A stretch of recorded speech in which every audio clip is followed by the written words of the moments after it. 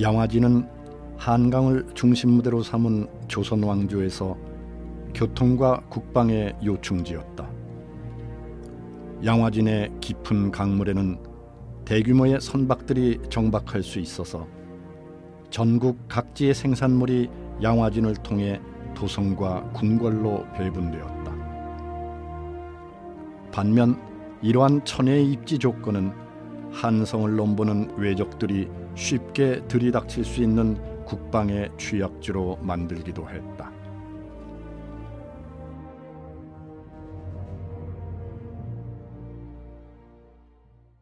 한양을 조선 왕조의 그 수부라고 하잖아요. 수도라고 하는데, 수도라는 것은 머리라는 뜻입니다. 그 머리에 이르는 사람의 다른 모든 지체들이 머리에 이르는 그 연결점이 어디냐고 하면 바로 목입니다. 그 목의 통로에 해당되는 것이 인후라고 할 수 있는데, 목구멍이라고 할 수 있는데, 조선 왕조에 있어서 각종 물화가 많이 생산되는 지역이 삼남지방입니다. 이 삼남지방으로부터 각종 세곡과 어염과 그리고 사람들이 수송되어서 한양 도성으로 들어가기 직전에 반드시 거쳐야 되는 곳이 양화진이다.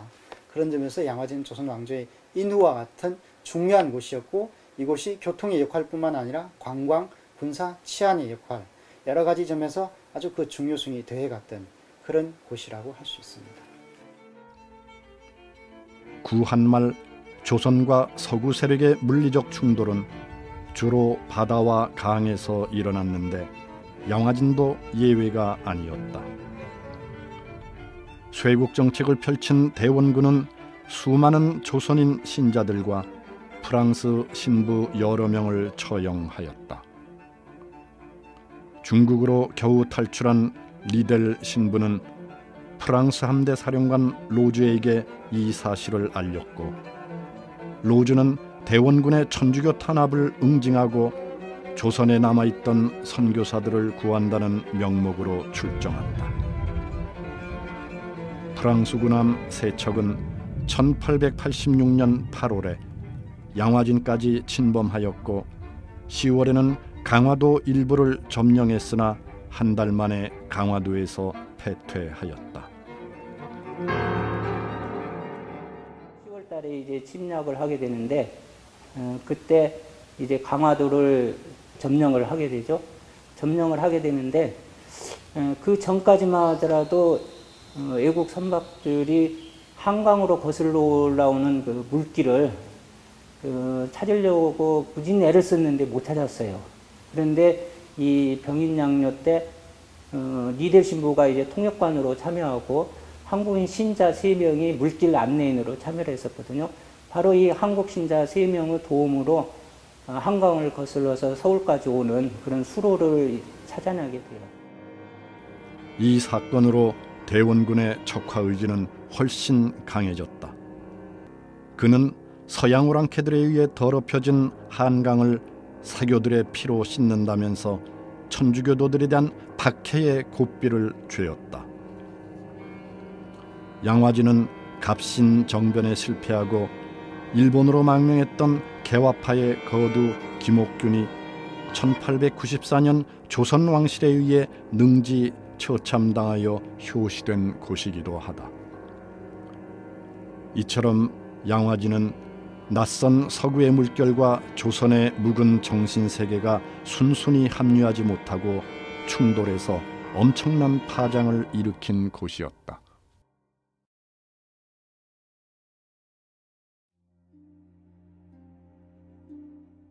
시아버지 대원군의 섭정을 종식시키고 고종의 친정체제를 구축한 민비와 외척들은 쇄국의 빗장을 벗기고 서구 열강들과 국교를 수립하였다.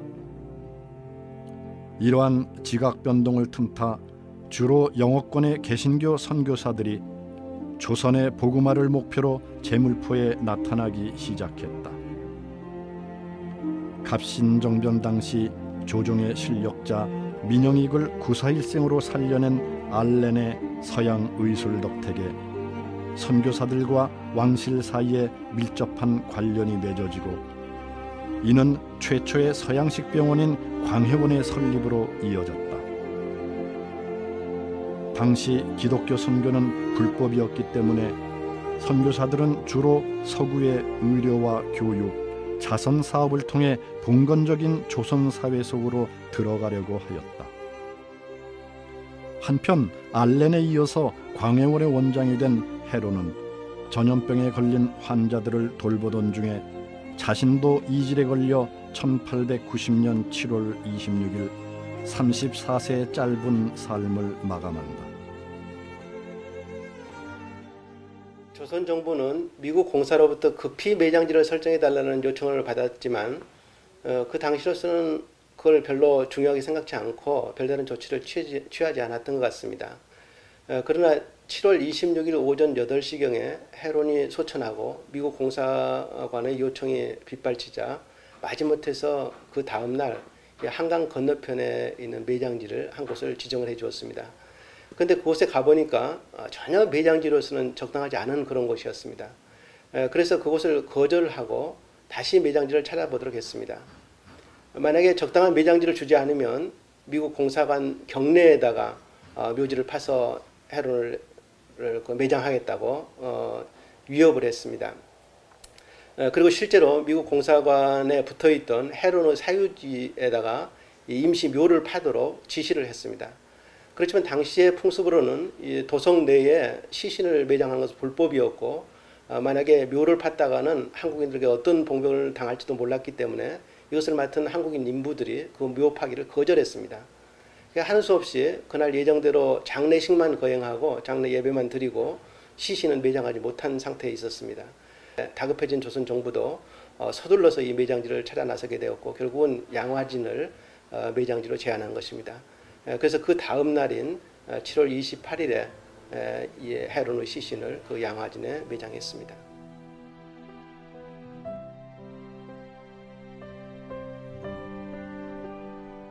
이곳에 묻힌 분들 중에는 우리 민족을 위해 자신의 삶을 바쳤던 선교사들과 그 가족들이 있다. 이들은 모국에서 누릴 수 있었던 수많은 권리들을 포기하고 당시 세상에서 가장 덜 알려졌던 나라 코리아의 복음의 빛을 나누기 위해서 헌신했다. 그 헌신은 사랑하는 남편과 아내, 또 어린 자녀들을 먼 이국 땅 이곳 양화진에 묻으면서도 멈추지 않고 이 땅의 백성들을 위해 복음의 씨앗을 계속 뿌리는 것이었다.